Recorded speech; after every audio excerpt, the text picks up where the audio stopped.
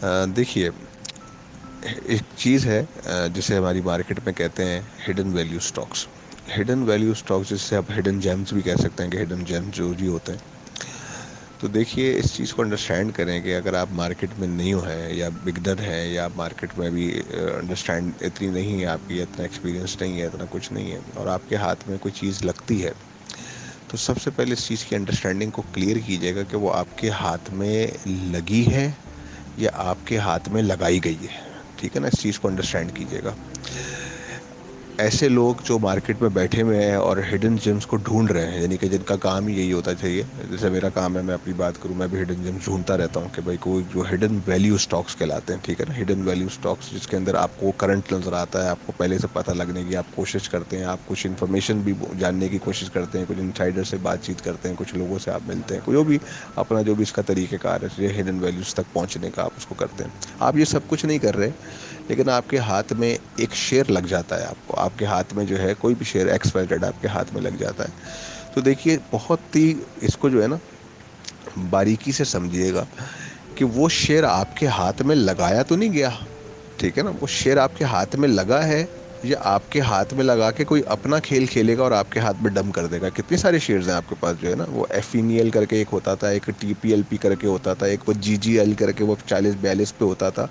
तो वो ये शेयर लोगों के हाथ लगे थे, मगर आज वो शेर उनके गले पड़ गए। आप अंडरस्टैंड कर रहे हैं, ये शेर उनके हाथ लगे तो उन्होंने लाइनें तक बांटना शुरू कर दी थी कि अब आप देखो, ये यहाँ से जो है ना, ये यहाँ से आसमान की बुलंदी पे और ये यहाँ से गया और ये उससे छप्पड़ फाड़ दिए। वो शेर बहुत छोटे थे और लेकिन वो गले पड़ गए। ठीक है ना, तो वो गले आपके डाले गए और उसके साथ साथ एक खास इन्फॉर्मेशन के साथ डाले गए आपको कि ये चीज़ें यहाँ यहाँ से चलनी चाहिए और आपने कहा मुझे ये शेयर मिल गया। तो क्या ये वो हिडन वैल्यू स्टॉक था?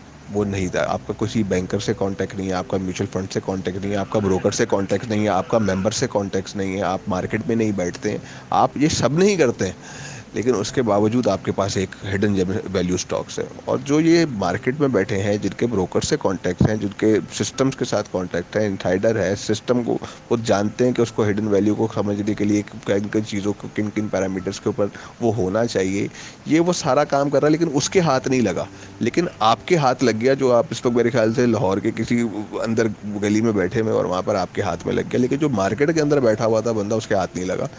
तो देखिए, इस चीज़ की अंडरस्टैंडिंग को डीपली अंडरस्टैंड करें। बहुत ही सेंसिटिव आइटम है कि आपने अपना पैसा किसी ऐसी जगह तो नहीं डाल दी जहाँ पे इन्फॉर्मेशन आप तक पहुँचाई गई है, आपने निकाली नहीं है या आप उस तक पहुँचे नहीं है, बल्कि किसी ने आपके हाथ में दे दी है। इसको कहते हैं नॉलेज एंड इन्फॉर्मेशन का डिफरेंस। ठीक है ना, कि आप इसको अंडरस्टैंड करें कि आप उस तक खुद पहुंचे हैं या किसी ने आप तक वो चीज़ पहुंचा दी है और फिर आप उसके अंदर जो है ट्रैप होने वाले हैं। तो ऐसे ट्रैपिंग बहुत सारी एरियाज मौजूद हैं जो पैनी स्टॉक्स के अंदर होते हैं, वहाँ पे भी आपका पैसा बहुत बुरी तरह स्टक हो जाता है। तो ये बहुत ही इसको कहते हैं कि भाई आप जो है बहुत ही थिन लाइन डिफरेंस, जिसे कहते हैं थिन लाइन डिफरेंस है चीज़ की अंडरस्टैंडिंग का।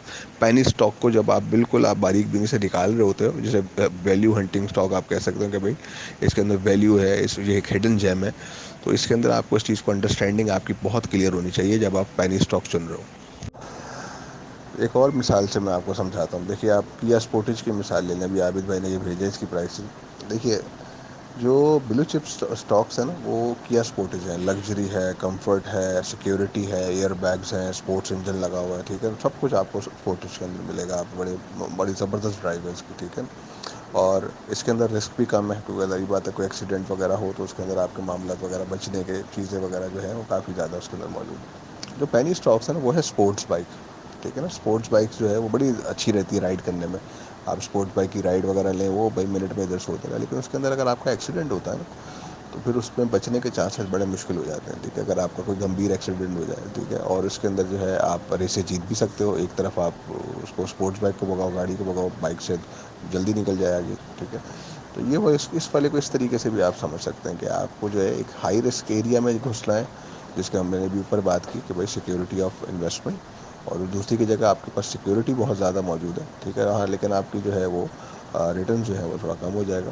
तो इसको आप इस तरीके से ले लेंगे, आपको अपने लग्जरी, कंफर्ट, सिक्योरिटी उन सब के साथ जो है वो स्लोली स्लोली अपनी मंजिल तक पहुंचना है जहाँ पे इंस्टेंट। लेकिन आप ये देखिए कि हादसे की सूरत के अंदर मैं किधर खड़ा हूँ और वो स्पोर्ट्स बाइक वाला किधर खड़ा हूँ।